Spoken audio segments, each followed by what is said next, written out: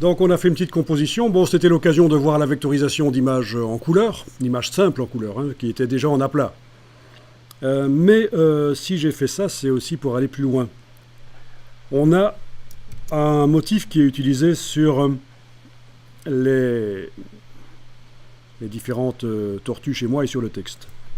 Si je veux voir rapidement ce que ça donne avec un autre motif, mais ça va être assez facile. Il va falloir que je fasse du remplacement de motifs. On est bien d'accord, chez moi, c'est celui-là qui est utilisé actuellement par les tortues.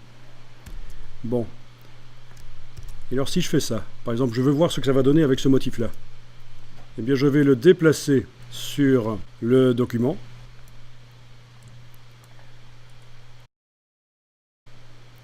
J'ai intérêt à dupliquer quand même mon motif ici. Waouh!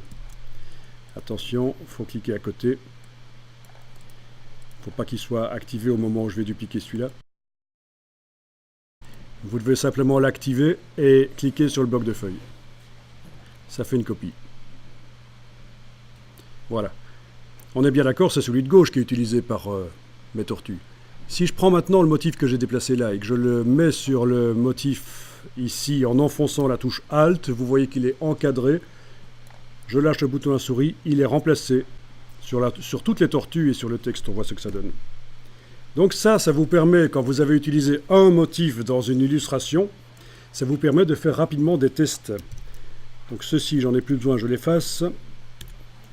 Je vais déplacer n'importe quel motif, même un motif qui fait partie de la bibliothèque héritage décoratif. Voilà, lequel m'intéresse. Ok, je vais voir ce que ça donne avec ça. Je le déplace. Je vais, en enfonçant la touche Alt, remplacer celui-là qui est utilisé par mes tortues. Et je vois ce que ça donne dans toute l'illustration. Ça, c'est bien pratique. Supprimez ça. Sinon, vous êtes obligé de sélectionner chaque objet qui utilise le motif et pour pouvoir en réappliquer un autre. Donc, cette histoire de mettre à jour le motif, c'est pas mal, quoi.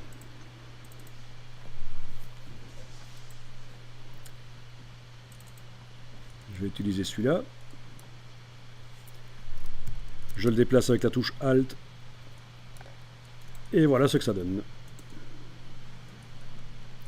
Ah oui, et si je veux changer quelque chose, comme la couleur par exemple,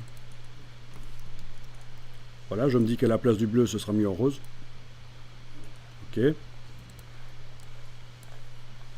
Je le déplace avec la touche Alt. Et voilà.